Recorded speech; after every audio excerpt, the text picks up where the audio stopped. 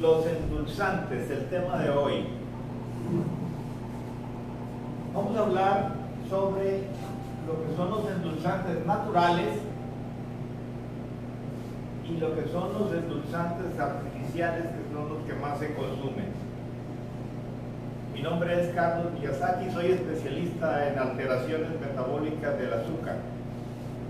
Un saludo para todos aquellos que nos ven y escuchan a través de esta transmisión por Facebook en vivo. Un saludo a todos los amigos de América. Los endulzantes naturales. Tenemos miel de abeja,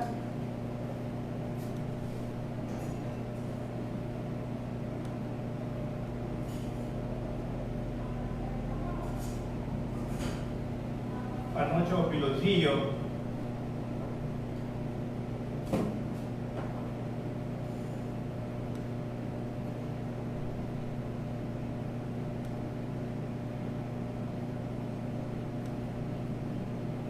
mascabado,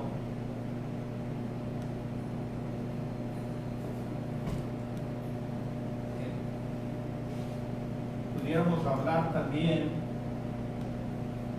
del miel de maple,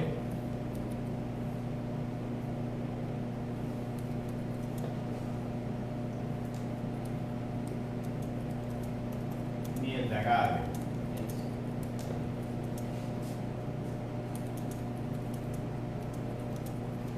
Dentro de los, digamos, los endulzantes naturales, quizá uno de los más beneficiosos sea la miel de abeja. La miel de abeja, por su tipo de azúcares que tiene sacarosa, glucosa y fundamentalmente. Entonces, en cuanto a azúcares, se puede decir que la miel tiene el 50% de azúcar y el resto son diversas sustancias, ¿verdad? Que son muchas de ellas nutricionales, ¿no? Y entonces, en ese sentido, siempre va a ser conveniente el uso de la miel de abeja en forma continua o permanente, ¿no? Claro, por supuesto, si se trata de una persona diabética que está en proceso de tratamiento o de cura, pues por supuesto se eliminan todos los azúcares, ¿verdad? Porque aquí, en ese caso, temporalmente no debieran consumirlo, pero para los diabéticos es conveniente su consumo luego que hayan pasado la primera fase de tratamiento y vayan construyendo un estilo de vida saludable. Bueno, tenemos la opción de la panocha o piloncillo, que si lo utilizamos molido como si fuera azúcar, y en ese sentido quizás sea más conveniente, ya que el azúcar mascabado lamentablemente se ha comercializado tanto, ¿verdad?, que no vamos a encontrar, o vamos a encontrar muy difícilmente, ¿sí?, un azúcar mascabado puro. Entonces se ha comercializado tanto que se mezcla, ¿sí?, el mascabado con el azúcar normal de caña. Y entonces, en ese sentido, pues ya sus propiedades son diferentes y su efecto es diferente, ¿no? Entonces, aguas con el mascabado. Normalmente, la mayor parte del mascabado comercial le ponen melaza para pintar, ¿sí?, y en el mejor de los casos es mascabado mezclado con azúcar de caña normal, blanca, ¿no? Bueno, entonces esta es otra opción. Igual pueden ser utilizados tanto la panocha o piloncillo y el mascabado en la dieta normal o en el plan de alimentación normal de todos los diabéticos, una vez que hayan sido controlados, ¿verdad? O bien que se haya llegado, digamos, al estado de cura del padecimiento. En el caso de la miel de maple, La miel de maple normalmente pues, es una miel importada que se produce principalmente en países del norte, en Canadá, ¿sí? Y bueno, se resulta, digamos, de un árbol, del árbol del maple, y ahí pues en cuanto a sabor, pues es diferente, pero lamentablemente también tiene sus contenidos de azúcares, son mucho más elevados y no es tan saludable, ¿no? Como prueba de vez en cuando, la miel de maple no pasa nada. Ahora, si nos estamos refiriendo a la miel de maple comercial, por supuesto, esa pues ya tiene otros componentes, lo ligan sobre todo incluso a fructosa, y es fructosa la que se utiliza comercialmente, la fructosa que sacan del jarabe de maíz concentrado, ¿no? Y entonces en ese sentido ya saben los efectos de la fructosa. Y bueno, miel de agave, que se ha promocionado mucho como un endulzante muy saludable, pero quiero decirles que no es así. En la miel de agave puede tener hasta el 99% de azúcar. Y entonces, si no, que haga la prueba cualquier diabético y tome miel de agave, verá cómo se le dispara el azúcar, ¿no? Y entonces, en ese sentido, quizá estos son los endulzantes naturales principales. Ahora vamos a hablar de los artificiales. En la intención de que los diabéticos del mundo utilizaran otras opciones para endulzar que no les afectara en su metabolismo, en sus niveles de azúcar, entonces salió hace alrededor del siglo pasado, a inicios del siglo pasado, esta sustancia que se llama sacarina, ¿verdad? Que con el paso del tiempo pues fue sacada del mercado porque la comprobación de que traía consecuencias, efectos dañinos secundarios y que se puede decir potencialmente cancerígenos. Y bueno, después vino lo que sería el NutraSweet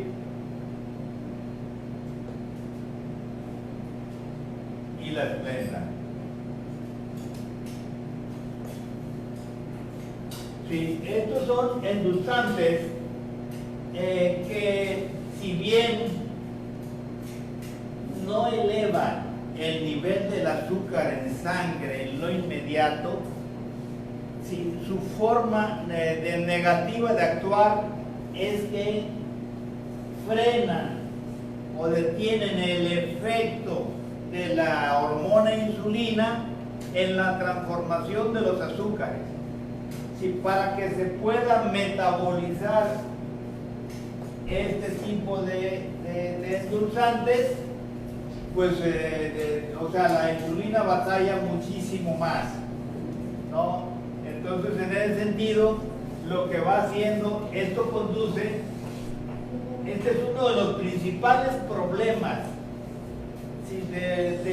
Digamos, del metabolismo actualmente en la sociedad, en donde, o sea, todas las personas están tendiendo por el uso de productos light que contienen esto, NutraSweet y Splenda, se están desarrollando o ampliando el número de personas con resistencia a la insulina, que es la antesala de la diabetes. Y entonces, en ese sentido, bueno, aparte de que el uso de estos endulzantes artificiales son endulzantes procesados, cualquier cosa que comamos, entre más procesado, va a traer más consecuencias negativas para el ser humano. Entre menos procesado, pues entonces tiene menos efectos negativos, más natural, ¿no? De otro modo es más artificial. Entonces le decía, aquí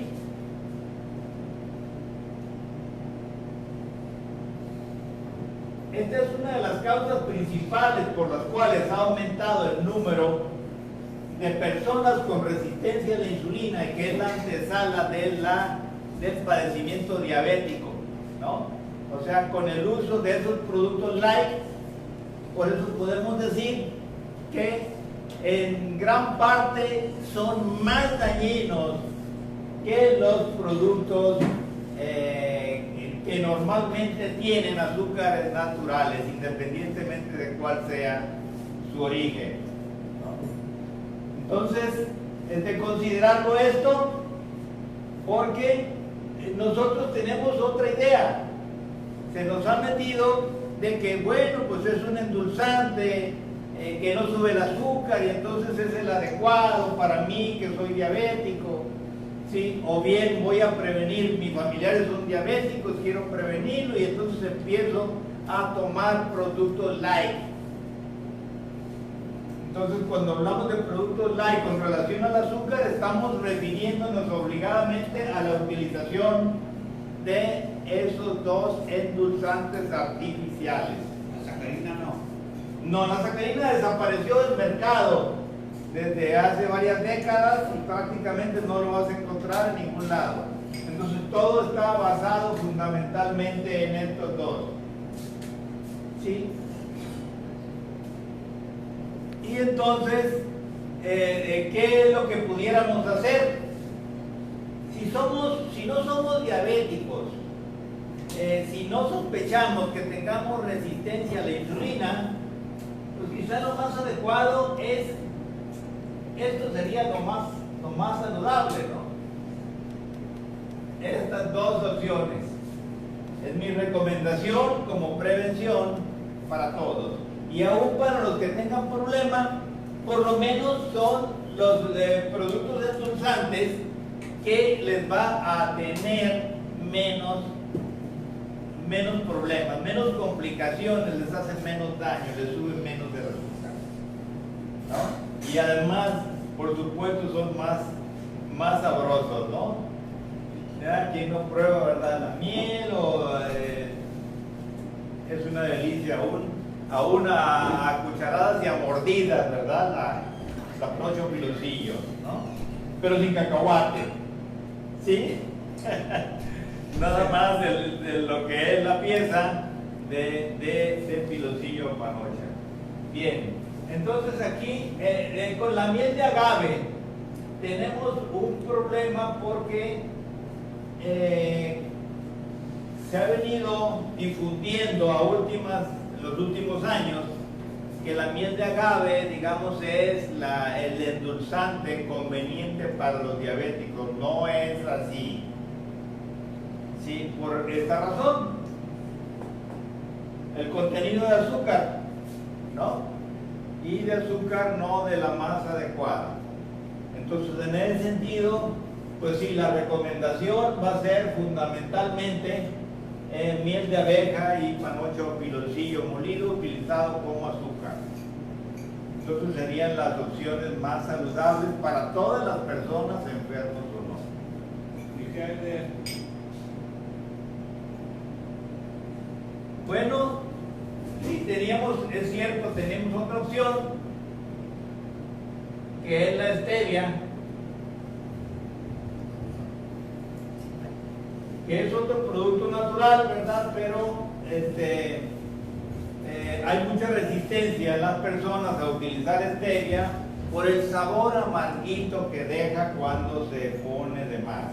Pero indudablemente la stevia es una gran opción para las personas diabéticas, porque no solamente endulza, con ella puedes endulzar cualquier fruta desabrida, endulzar las ensaladas, una ensalada, el toque dulce que debe tener cualquier ensalada, sí se lo puedes dar con el stevia y no tiene ningún problema para la persona que sufre de alteraciones metabólicas del azúcar. Entonces, en ese sentido, la recomendación que de su buen consumo. Lo único que hay que tomar en cuenta, que hay una stevia en sobre, ¿sí? Y para no confundir, no lo había mencionado, pero aquí tendríamos que referirnos a la stevia en rama y orgánica. La stevia en sobre viene mezclada con un azúcar artificial. Y entonces en ese sentido entra en el grupo de los endulzantes de sobre no saludables, ¿no? Entonces aguas con eso. Y entonces todo en nuestro mundo actual, todo se comercializa y entonces pues hay que estar al pendiente de la utilización de todos estos productos. No sé si eso aclara, ¿no? Lo de la endulzante stevia. Una consideración con relación a la stevia. Sí, hay que tomar en cuenta que es bueno su uso en los diabéticos porque además se ha probado sí que ayuda a bajar los niveles de azúcar en sangre sí, que tiene la persona, ¿no? Y entonces en ese sentido pues puede ser saludable toda vez que tenga esas características. Oiga, doctor, otra pregunta. Hablando de la blenda de NutraSweet, que dicen, yo nomás los he escuchado, no he tenido la percepción de leer, que produce aspartame. ¿Qué es eso? No, es que esa es la fórmula. Ah, es La fórmula es el mismo nombre, ¿verdad? De este NutraSweet.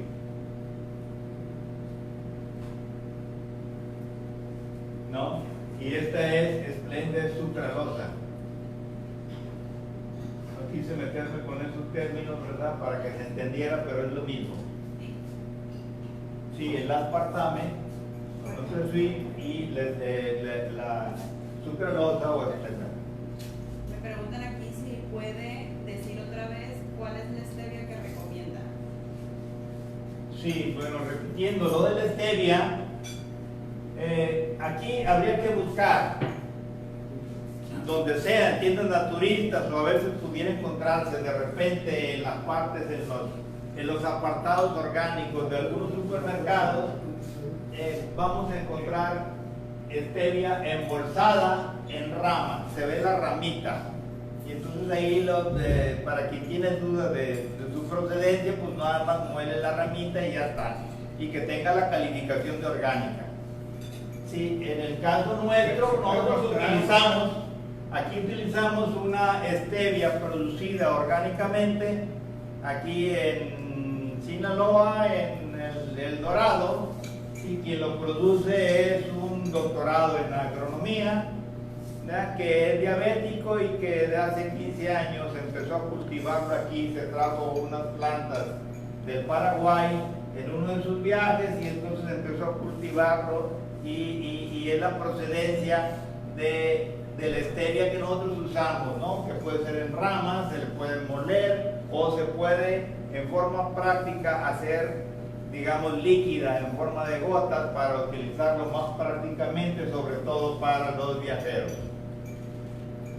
Entonces, esa sería digamos, la aclaración con relación a la stevia. Lo más es cosa de que se fijen en los frasquitos, si son gotas, sí, que sea stevia 100% pura y que no tenga ningún agregado. Sí, y si es en rama, pues van a ver la ramita y que tenga la titulación de orgánica. Sí, y si es molida, igual que sea tenga la certificación de orgánica, y entonces para conocer la procedencia. O bien, si orgánico también es, o sea, orgánico no quiere decir que pasa por un proceso.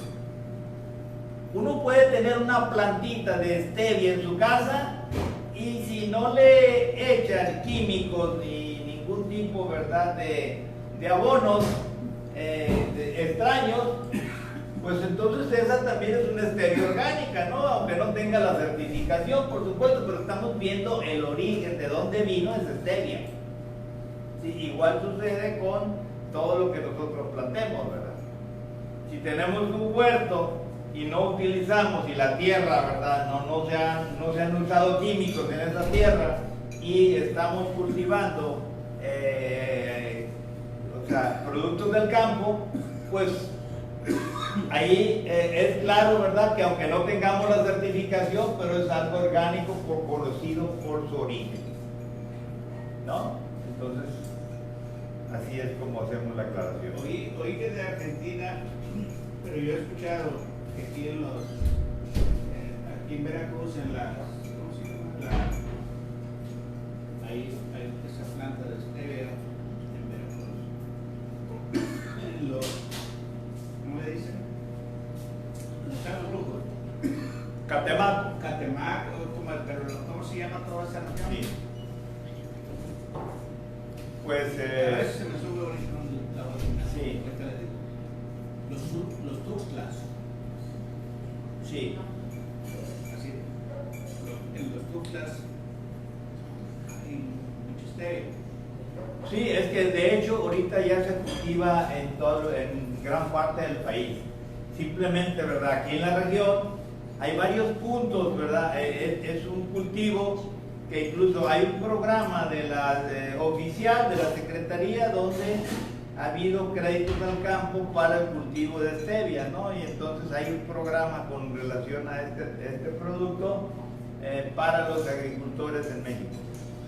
Entonces pues, o sea que ahorita en realidad hay muchas opciones, toda vez que no se utilicen químicos en su cultivo, ¿no? Entonces esa es la única consideración. Bien, entonces el día de hoy es el programa de transmisión, es cortito, entonces si no hubiera más preguntas, hasta aquí la dejamos. Entonces el nombre del espacame se le puede poner, no es que produzca algo, sino que es resistente nomás a la insulina. Sí, o sea que esta es la fórmula este es el nombre comercial. Esta es la fórmula, este es el nombre comercial.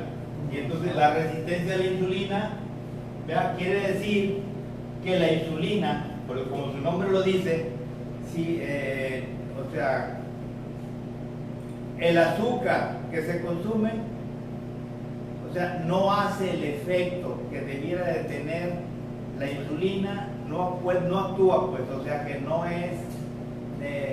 se activa, ¿sí? No se activa la hormona como tal en todo lo que son sus funciones de bajar el azúcar en sangre. Por esa razón, o sea, cuando tú comes, viene una inyección de insulina de parte del páncreas. Comes otra vez, otra inyección. Comes otra vez, otra inyección. Entonces, por eso, sí, la gente que acostumbra a comer 6 y 7 veces al día son 7 disparos de insulina. Entonces va aumentando el nivel de la insulina, ¿sí? Hasta que llega el momento, con el paso del tiempo, los años, donde truena, ¿sí?, la bomba que es el páncreas, y entonces, ¿qué sucede? Que ya empieza a perder la capacidad del páncreas de producir esa hormona, ¿no? Ese es el rumbo que va a tomar este tipo de situaciones de resistencia a la insulina, y ahorita casi se puede decir probablemente un 80% de los actualmente diabéticos pasan por este proceso de resistencia a la insulina primero, y entonces dicen: no, yo no soy diabético, miren mi azúcar, tengo 90. Pues sí, pero tienen una insulina de 50 y 60, y entonces, o sea, cuando aparece el nivel de azúcar alto, arriba de 90 en las personas, sí, es porque ya tienen 10 años a 12 años con resistencia a la insulina. Y entonces ahí el padecimiento diabético no inició cuando aparece el azúcar en sangre, sino que inicia cuando empieza a subir la insulina. Ahí es donde se inicia propiamente el padecimiento diabético, ¿no? Ya cuando empieza a rebasar el nivel de 10 unidades de insulina en sangre, ya empezamos con el proceso diabético. ¿Hay medición para eso? Claro, tú te lo estás midiendo. Bueno, pero lo que pasa es esto, ¿no? Que no todos los casos son iguales, ¿sí? O sea, cuando esta resistencia a la insulina llegó a su tope y tronó parte del páncreas, entonces empieza a haber, ahí sí empieza a haber falla en la producción de insulina. O sea, por esa razón es que el diabético tipo 2 llega un momento, ¿verdad? El diabético tipo 2, que era gordito, de repente se enflacó. Muy claro ahí. Pues, ¿qué sucedió ahí? Le tronó el páncreas. Esa es la causa, ¿no? Y entonces ya esa diabetes tipo 2 sí, empieza digamos, por el daño del páncreas, a ser una combinación con diabetes tipo 1. Y entonces por esa razón es que un diabético tipo 2 con el paso del tiempo puede llegar a ocupar insulina.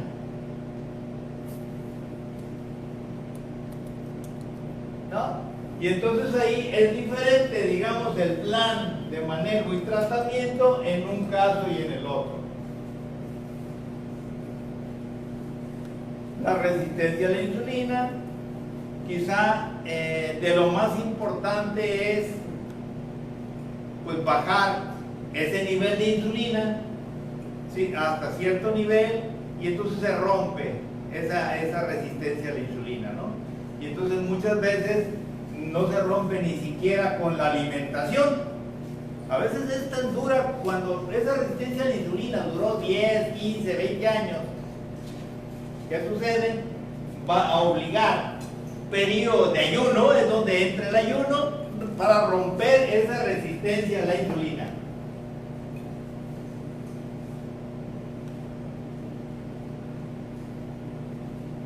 Bien, pues muchísimas gracias. Hasta la próxima.